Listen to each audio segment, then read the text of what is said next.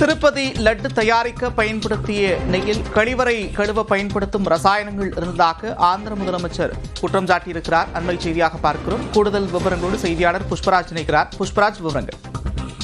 நந்தா, கடந்த 2019 ஆண்டு முதல் 2024 ஆண்டு வரை 5 ஆண்டு காலம் திருப்பதி ஏழுமலையான் கோவில் உள்ளிட்ட திருமலை திருப்பதி தேவஸ்தானத்திற்கு சொந்தமான கோவில்களில் பிரசாதம், லட்டு ஆகியவற்றை தயார் செய்ய சப்ளை செய்யப்பட்ட நெய் கலப்பட நெய் என்று இதற்கு முன் உறுதி செய்யப்பட்டது. இந்த விவகாரம் திருமலை திருப்பதி தேவஸ்தானத்தை சுற்றி சூறாவளி போல் தற்போதும் சுழன்று வருகிறது. இந்த நிலையில் இது பற்றி இன்று பொதுக்கூட்டம் ஒன்றில் பேசிய ஆந்திர முதல்வர் சந்திரபாபு நாயுடு, கடந்த ஆட்சி காலத்தில் ஏழுமலையான் கோவிலில் லட்டு தயார் செய்ய பயன்படுத்தப்பட்ட நெய் போன்ற திரவத்தில் பாமாயிலில் பாத்ரூம் கழுவ பயன்படுத்தப்படும் ரசாயனங்களை பயன்படுத்தி நெய் போல் தயார் செய்து அந்த நெய்யை பயன்படுத்தி லட்டு பிரசாதம் தயார் செய்து நமக்கு சாப்பிட கொடுத்திருக்கிறார்கள்.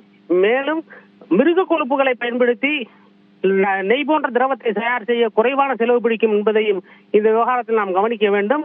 இங்கு திருப்பதி மலையில் மட்டுமல்லாமல் ஸ்ரீசைலம் கோவிலிலும் இதேபோல் கலப்பட நெய்யை பயன்படுத்தி பிரசாதம் தயாரித்திருக்கிறார்கள் என்று பரபரப்பான குற்றச்சாட்டு ஒன்றை கூறியிருக்கிறார். நந்தா, நன்றி புஷ்பராஜ், விவரங்களுக்கு.